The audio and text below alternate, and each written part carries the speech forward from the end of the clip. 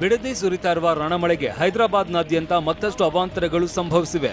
ಖೈರತಾಬಾದ್, ಪಂಜಾಗುಟ್ಟ, ಅಮೀರ್ಪೇಟ್ ಸೇರಿದಂತೆ ಬಹುತೇಕ ಪ್ರದೇಶದಲ್ಲಿ ರಸ್ತೆಗಳೆಲ್ಲ ಪ್ರವಾಹದ ನೀರಲ್ಲಿ ಮುಳುಗಿದ್ದು ವಾಹನ ಸವಾರರು ತತ್ತರಿಸಿದ್ದಾರೆ. ಮಲಕ್ಪೇಟ್ನಲ್ಲಿ ರಸ್ತೆ ಸಂಪೂರ್ಣ ಜಲಾವೃತವಾಗಿದ್ದು ಪ್ರವಾಹದ ನೀರಲ್ಲೇ ಆಂಬ್ಯುಲೆನ್ಸ್ ಒಂದು ಸಿಲುಕಿತ್ತು. ಈ ವೇಳೆ 4 ಆಂಬ್ಯುಲೆನ್ಸ್ ತಳ್ಳಿದ್ದಾರೆ. ಮತ್ತೊಂದೆಡೆ ಮಲಕ್ಪೇಟ್ನ ಅನೇಕ ರಸ್ತೆಗಳು 3 ಅಡಿಗಳಷ್ಟು ಮುಳುಗಿದ್ದು ಸ್ವಿಮ್ಮಿಂಗ್ ಪೂಲ್ನಂತಾಗಿದೆ. ರೈಲ್ವೆ ಅಂಡರ್ ಪಾಸ್ನಲ್ಲೂ 5 ಅಡಿಯಷ್ಟು ನೀರು ತುಂಬಿ ಯಾವುದೇ ವಾಹನ ಸಂಚರಿಸದಂತಾಗಿದೆ. ಮತ್ತೊಂದೆಡೆ ಸದಾ ಅನೇಕ ವಾಹನಗಳಿಂದ ಕೂಡಿರ್ತಾ ಇದ್ದ ಮಲಕ್ಪೇಟ್ ಅಂಡರ್ ಪಾಸ್ ಕೂಡ ನೀರಿಂದ ತುಂಬಿದ್ದು ಈ ನೀರಿನಲ್ಲೇ ಕೆಲವರು ಹೆಜ್ಜೆ ಹಾಕಿದ್ದಾರೆ. ಮನೆ ಒಳಗೂ ನೀರು, ಕ್ಲಿನಿಕ್, ಎಟಿಎಂ, ಅಂಗಡಿ ಒಳಕ್ಕೂ ನೀರು. ಬೆಂಗಳೂರಿನಲ್ಲಿ ಸುರಿದ ಧಾರಾಕಾರ ಮಳೆಗೆ ಬೃಹತ್ ರಾಜಕಾಲುವೆಗಳೇ ತುಂಬಿ ಹೋಗಿ ಮೋರಿ ನೀರು ಉಕ್ಕಿ ಹರಿದಿದ್ದು ಅವಾಂತರ ಸೃಷ್ಟಿಯಾಗಿದೆ. ಹೊಸಕೋಟೆಯಲ್ಲಿರೋ ಕೆಲ ವಾರ್ಡ್ಗಳಲ್ಲಿ ರಾಜಕಾಲುವೆಗಳಿಂದ ಭಾರಿ ಪ್ರಮಾಣದಲ್ಲಿ ರಸ್ತೆಗೆ ಹರಿದ ನೀರು ತಗ್ಗು ಪ್ರದೇಶದಲ್ಲಿರೋ ಮನೆಗಳಿಗೆ ನುಗ್ಗಿದೆ. ಮೋರಿ ನೀರು ನುಗ್ಗಿ ಮನೆಯಲ್ಲಿದ್ದ ವಸ್ತುಗಳೆಲ್ಲ ಮುಳುಗಿ ಜನ ತತ್ತರಿಸಿದ್ದಾರೆ. ಇತ್ತ ಕೆಆರ್ ರಸ್ತೆಯ ಕೆನರಾ ಬ್ಯಾಂಕ್ ಎಟಿಎಂ ಹಾಗೂ ಪಕ್ಕದಲ್ಲೇ ಇರೋ ಕ್ಲಿನಿಕ್ಗೂ ಮಳೆ ನೀರು ನುಗ್ಗಿ ಸಂಕಷ್ಟ ಎದುರಾಗಿದೆ. ರಸ್ತೆಯಲ್ಲೂ ಕೆಲ ಕಾಮಗಾರಿಗಳು ನಡೆಯುತ್ತಿದ್ದು ಇದರ ನಡುವೆ ಪ್ರವಾಹದ ಸ್ಥಿತಿ ಉಂಟಾಗಿ ಜನ ತತ್ತರಿಸಿದ್ದಾರೆ. ಮಾರ್ಕೆಟ್ನಲ್ಲೂ ಮಳೆ. ಕೋರಮಂಗಲ, ಶಾಂತಿನಗರ, ಲಾಲ್ಬಾಗ್, ಬನಶಂಕರಿ, ಕೋನನಕುಂಟೆಯಲ್ಲೂ ಧಾರಾಕಾರ ಮಳೆ. ಬೆಂಗಳೂರಿನಾದ್ಯಂತ ಭಾರಿ ಮಳೆ ಅಬ್ಬರಿಸಿದ್ದು ವೀಕೆಂಡ್ ಮೂಡ್ನಲ್ಲಿದ್ದ ಜನರಿಗೆ ಶಾಕ್ ಕೊಟ್ಟಿದೆ. ಮನೆಯಿಂದ ಹೊರಬರಲಾಗದೆ ಜನ ಪರದಾಡಿದರೆ ಇನ್ನು ಕೆಲವೆಡೆ ಮಳೆಯಲ್ಲೇ ಹೊರಬಂದ ದ್ವಿಚಕ್ರ ವಾಹನ ಸವಾರರು ಫ್ಲೈಓವರ್ಗಳು, ಮರಗಳು, ಅಂಗಡಿಗಳ ಪಕ್ಕದಲ್ಲಿ ನಿಂತು ಮಳೆಯಿಂದ ರಕ್ಷಣೆ ಪಡೆದಿದ್ದಾರೆ. ಇನ್ನು ಬಿಡದೆ ಸುರಿದ ಮಳೆ ನಡುವೆ ಹೊರಬಂದ ನಗರದ ಜನ ಛತ್ರಿ, ರೈನ್ಕೋಟ್ ಮೊರೆ ಹೋಗಿದ್ದಾರೆ. ಶುಕ್ರವಾರ ರಾತ್ರಿ ಅಬ್ಬರಿಸಿದ ಧಾರಾಕಾರ ಮಳೆಗೆ ಬೆಳಗಾವಿ ಜಿಲ್ಲೆಯ ಅಥಣಿ ತಾಲೂಕಿನ ಕೊಕೊಟ್ಟನೂರು ಗ್ರಾಮದಲ್ಲಿರೋ ಪ್ರಸಿದ್ಧ ಯಲ್ಲಮ್ಮ ದೇವಸ್ಥಾನ ಜಲಾವೃತವಾಗಿತ್ತು. ದೇವಸ್ಥಾನ ಗರ್ಭಗುಡಿಗೂ ಮಳೆ ನೀರು ನುಗ್ಗಿ ದೇವಿಯ ಮೂರ್ತಿ ಅರ್ಧದಷ್ಟು ಜಲಾವೃತಗೊಂಡಿತ್ತು.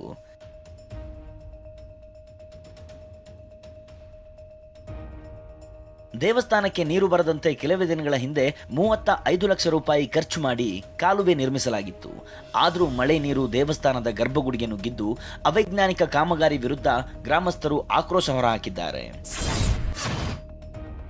ಉತ್ತರ ಕನ್ನಡ ಜಿಲ್ಲೆಯ ಯಲ್ಲಾಪುರ ತಾಲೂಕಿನ ಮಾದನಸರ ಗ್ರಾಮದಲ್ಲಿ ಅಬ್ಬರದ ಮಳೆ ನಡುವೆ ಕವಲಗಿ ಹಳ್ಳದಲ್ಲಿ ಸಹೋದರರು ಕೊಚ್ಚಿ ಹೋಗಿದ್ದಾರೆ. 8 ಜನ ಕವಲಗಿ ಹಳ್ಳ ದಾಟಿ ಬೆಡ್ತಿ ನದಿಗೆ ಮೀನು ಹಿಡಿಯೋದಕ್ಕೆ ಹೋಗಿದ್ರು. ಮೀನು ಹಿಡಿದು ಮರಳುವಾಗ ಒಮ್ಮೆಲೆ ಹಳ್ಳದಲ್ಲಿ ನೀರಿನ ಪ್ರಮಾಣ ಹೆಚ್ಚಳವಾಗಿದ್ದು ನೀರಿನ ರಭಸಕ್ಕೆ 27 ವರ್ಷದ ರಫೀಕ್ ಇಬ್ರಾಹಿಂ ಸಾಬ್ ಸೈಯದ್ ಮತ್ತು 25 ವರ್ಷದ ಹನೀಫ್ ಇಬ್ರಾಹಿಂ ಸಾಬ್ ಸೈಯದ್ ಕೊಚ್ಚಿ ಹೋಗಿದ್ದಾರೆ. ಬಾಗಲಕೋಟೆ ಜಿಲ್ಲೆಯಾದ್ಯಂತ ಸುರಿದಿರೋ ರಕ್ಕಸ ಮಳೆಗೆ ಹೊಸಕೋಟೆ ಗ್ರಾಮದಲ್ಲಿ ಕೆಲ ಮನೆಗಳಿಗೆ ನೀರು ನುಗ್ಗಿ ಅವಾಂತರ ಸೃಷ್ಟಿಯಾಗಿದೆ. ಇದರಿಂದ ಮನೆಯಲ್ಲಿದ್ದ ಸಾಮಗ್ರಿಗಳೆಲ್ಲ ನೀರು ಪಾಲಾಗಿ ನಿವಾಸಿಗಳು ಪರದಾಡಿದ್ದಾರೆ. ಮತ್ತೊಂದೆಡೆ ವಿಜಯಪುರ ಜಿಲ್ಲೆ ತಾಳಿಕೋಟೆ ತಾಲೂಕಿನ ಮೂಕಿಹಾಳದಲ್ಲಿ ನಿರಂತರ ಮಳೆಗೆ ಸೂಗಲಿ ಹಳ್ಳಕ್ಕೆ ಕಟ್ಟಿದ್ದ ಸೇತುವೆ ಮುಳುಗಡೆಯಾಗಿದೆ. ಅಪಾಯದ ನಡುವೆ ಸೇತುವೆ ಮೇಲೆ ಕೆಲ ವಾಹನ ಸವಾರರು ಸಂಚರಿಸಿ ದುಸ್ಸಾಹಸ ಮಾಡಿದ್ದಾರೆ. ಇತ್ತ ಕೊಪ್ಪಳ ತಾಲೂಕಿನ ಬಹದ್ದೂರು ಬಂಡಿ ಹೊಸಳ್ಳಿ ಗ್ರಾಮದಲ್ಲಿ ಭಾರೀ ಮಳೆಗೆ ಹಳ್ಳಗಳೆಲ್ಲ ಉಕ್ಕಿ ಹರಿದು ಅನೇಕ ರಸ್ತೆಗಳು ಮುಳುಗಡೆಯಾಗಿವೆ.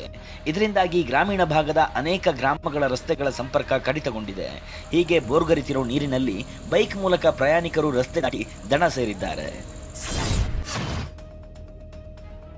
ಶವ ಹೂತಿಟ್ಟಿದ್ದಾಗಿ ಆರೋಪಿಸಿದ್ದ ದೂರುದಾರ ಧರ್ಮಸ್ಥಳ ಗ್ರಾಮದ ವ್ಯಾಪ್ತಿಯಲ್ಲಿ ಈವರೆಗೆ 16 ಸ್ಪಾಟ್ಗಳನ್ನು ಗುರುತಿಸಿದ್ದಾನೆ. ಶವ ಹೂತಿದ್ದಾಗಿ ದೂರುದಾರ ತೋರಿಸಿದ 16 ಸ್ಥಳಗಳ ಪೈಕಿ 6 ಹಾಗೂ 11 ಎ ಸ್ಪಾಟ್ನಲ್ಲಿ ಬಿಟ್ರೆ ಇನ್ಯಾವ ಸ್ಥಳದಲ್ಲೂ ಅಸ್ಥಿಪಂಜರವಾಗ್ಲಿ ಅಸ್ಥಿಯ ಕುರುಹುಗಳಾಗ್ಲಿ ಪತ್ತೆಯಾಗಿಲ್ಲ. ಹೆಚ್ಚು ಶವಗಳನ್ನು ಹೂತಿದ್ದಾಗಿ ಹೇಳಿದ್ದ 13ನೇ ಪಾಯಿಂಟ್ ಮಾತ್ರ ಸದ್ಯ ಬಾಕಿ ಇದೆ. ಈ ಜಾಗದಲ್ಲಿ ಜಿಪಿಆರ್ ಬಳಸಿ ಇಂದು ಹುಡುಕಾಟ ನಡೆಸುವ ಸಾಧ್ಯತೆ ಇದೆ.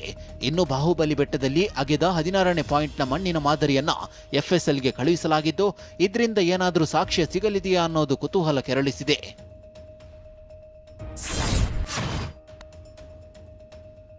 ಧರ್ಮಸ್ಥಳದ ಪಾಂಗಳ ಕ್ರಾಸ್ ಬಳಿ 2 ಗುಂಪುಗಳ ನಡುವೆ ನಡೆದಿದ್ದ ಗಲಾಟೆ ಸಂಬಂಧ ಧರ್ಮಸ್ಥಳ ಪೊಲೀಸರು 6 ಜನರನ್ನು ಬಂಧಿಸಿದ್ದಾರೆ.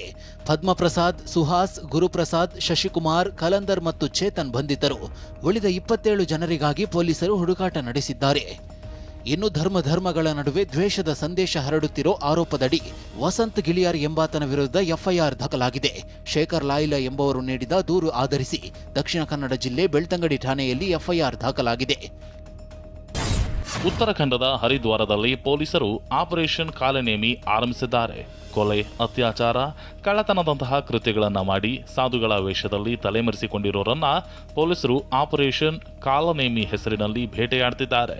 ಪೊಲೀಸರು ತನಿಖೆ ನಡೆಸುವ ವೇಳೆ ಯುವತಿಯರ ಮೇಲೆ ಅತ್ಯಾಚಾರ ನಡೆಸಿ ತಲೆಮರೆಸಿಕೊಂಡಿದ್ದ ವ್ಯಕ್ತಿಯನ್ನ ಸೆರೆ ಹಿಡಿದಿದ್ದಾರೆ. ಬಂಧಿತ ಆರೋಪಿಯ ಹೆಸರು ದೀಪಕ್ ಸೈನಿ.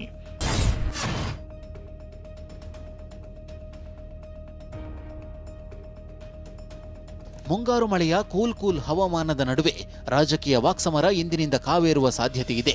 ಯಾಕಂದ್ರೆ ಮಳೆಗಾಲದ ವಿಧಾನಮಂಡಲ ಅಧಿವೇಶನ ಇಂದಿನಿಂದ ಶುರುವಾಗ್ತಿದೆ. 2 ವಾರಗಳ ಕಾಲ ಆಗಸ್ಟ್ 22ರವರೆಗೆ ಅಧಿವೇಶನ ನಡೆಯಲಿದ್ದು, ಪ್ರಮುಖವಾಗಿ ಈ ಬಾರಿ 10 ವಿಚಾರ ಮುಂದಿಟ್ಟು ಸರ್ಕಾರದ ವಿರುದ್ಧ ಹೋರಾಟಕ್ಕೆ ಬಿಜೆಪಿ ಜೆಡಿಎಸ್ ಸಜ್ಜಾಗಿದೆ. ಆರ್ಸಿಬಿ ದುರಂತದಲ್ಲಿ 11 ಮಂದಿ ಅಮಾಯಕರ ಸಾವಿನ ವಿಚಾರ ಮುಂದಿಟ್ಟು ವಿಪಕ್ಷಗಳು ಸರ್ಕಾರದ ಮೇಲೆ ಮುಗಿಬೀಳುವ ಸಾಧ್ಯತೆ ಇದೆ. ಪೊಲೀಸ್ ಅಧಿಕಾರಿಗಳ ಅಮಾನತು, ಸರ್ಕಾರದ ದ್ವಂದ್ವ ನಿರ್ಧಾರಗಳ ಬಗ್ಗೆ ಬಿಜೆಪಿ ಸಮರಕ್ಕೆ ಪ್ಲಾನ್ ಮಾಡಿದೆ. ಇನ್ನು ರಾಜ್ಯದಲ್ಲಿ ರೈತರಿಗೆ ಯೂರಿಯಾ ಕೊರತೆ ವಿಚಾರದಲ್ಲೂ ಜಟಾಪಟಿ ನಡೆಯುವ ಸಾಧ್ಯತೆ ಇದೆ. ಗುತ್ತಿಗೆದಾರರಿಂದ 60% ವಸೂಲಿ ಆರೋಪ, ರಾಜ್ಯದಲ್ಲಿ ಕಾನೂನು ಸುವ್ಯವಸ್ಥೆ ಹದಗೆಟ್ಟ ಆರೋಪ, ಧರ್ಮಸ್ಥಳದಲ್ಲಿ 106 ಶವ ಹೂತಿಟ್ಟ ಆರೋಪಕ್ಕೆ ಸದ್ದು ಮಾಡುವ ಸಾಧ್ಯತೆ ಇದೆ. ರಾಹುಲ್ ಗಾಂಧಿ ಮಾಡಿರುವ ಮತಗಳ್ಳತನ ಆರೋಪ ಸಂಬಂಧ ಜಟಾಪಟಿ ನಡೆಯುವ ಸಾಧ್ಯತೆ ಇದ್ದು, ದ್ವೇಷ ಭಾಷಣ ನಿಯಂತ್ರಣಕ್ಕೆ ಸಂಬಂಧ ವಿಧೇಯಕ ಮಂಡನೆಯಾಗುವ ಸಾಧ್ಯತೆ ಇದ್ದು, ಈ ಬಗ್ಗೆಯೂ ವಾಕ್ಸಮರ ನಡೆಯುವ ಸಾಧ್ಯತೆ ಇದೆ. ಬಿರುದು ಕೊಟ್ಟಿದ್ದಾರೆ ಈ ಸರ್ಕಾರಕ್ಕೆ ಅಂತ ಹಾಕಿದ್ದಾರೆ. ಹೊರಡಿದ್ರು ನೀವು ಬರೆದ್ರೆ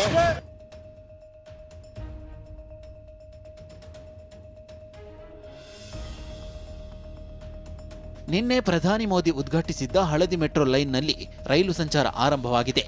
ಆರ್ವಿ ರೋಡ್ ಮೆಟ್ರೋ ನಿಲ್ದಾಣದಿಂದ ಬೆಳಗ್ಗೆ 7:10ಕ್ಕೆ ಮೊದಲ ರೈಲು ಸಂಚರಿಸಿದೆ. ಸೋಮವಾರದಿಂದ ಶನಿವಾರದವರೆಗೆ ಬೆಳಗ್ಗೆ 6:30ಕ್ಕೆ ರೈಲು ಸಂಚಾರ ಆರಂಭವಾಗಲಿದ್ದು, ಬೊಮ್ಮಸಂದ್ರ ನಿಲ್ದಾಣದಿಂದ ಕೊನೆಯ ರೈಲು ರಾತ್ರಿ 10:42ಕ್ಕೆ ಸಂಚರಿಸಲಿದೆ. ಆರ್ವಿ ರೋಡ್ ನಿಲ್ದಾಣದಿಂದ ಕೊನೆಯ ರೈಲು ರಾತ್ರಿ 11:55ಕ್ಕೆ ಸಂಚರಿಸಲಿದೆ. ಯೆಲ್ಲೋ ಲೈನ್ನಲ್ಲಿ ಪ್ರತಿ 25 ನಿಮಿಷಕ್ಕೆ ರೈಲು ಸಂಚರಿಸುತ್ತೆ. ಪ್ರತಿ ಭಾನುವಾರ ರೈಲು ಸಂಚಾರ ಬೆಳಗ್ಗೆ 7 ಗಂಟೆಗೆ ಪ್ರಾರಂಭವಾಗುತ್ತೆ. ಹಳದಿ ಮಾರ್ಗದ ಟರ್ಮಿನಲ್ ನಿಲ್ದಾಣಗಳ ನಡುವಿನ ಪ್ರಯಾಣ ದರ 60 ರೂಪಾಯಿ ನಿಗದಿಪಡಿಸಲಾಗಿದೆ.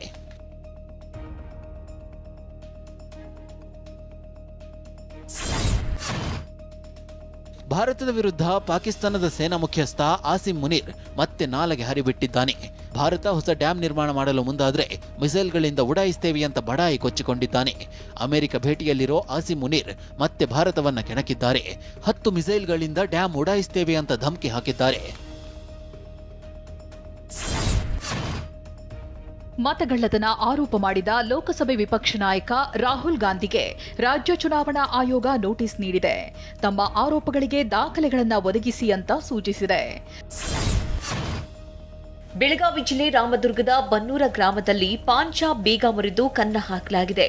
ತಡರಾತ್ರಿ ಆಗಮಿಸಿದ 2 ಖದೀಮರು ಸಿಗರೇಟ್, ಗುಟ್ಕಾ ಪ್ಯಾಕ್, ಚಿಲ್ಲರೆ ಹಣ ಕದ್ದೊಯ್ದಿದ್ದಾರೆ. ನಟ ಸಲ್ಮಾನ್ ಖಾನ್ ನಿರೂಪಣೆಯ ಹಿಂದಿ ಬಿಗ್ ಬಾಸ್ ಸೀಸನ್ 19ಕ್ಕೆ ಕೌಂಟ್ ಡೌನ್ ಶುರುವಾಗಿದೆ. ಈ ಸೀಸನ್ನಲ್ಲಿ ಪಹಲ್ಗಾಮ್ ದಾಳಿಯಲ್ಲಿ ಮೃತಪಟ್ಟ ಯೋಧ ವಿನಯ್ ನರ್ವಾಲ್ ಪತ್ನಿ ಹೆಸರು ಕೇಳಿಬಂದಿದೆ.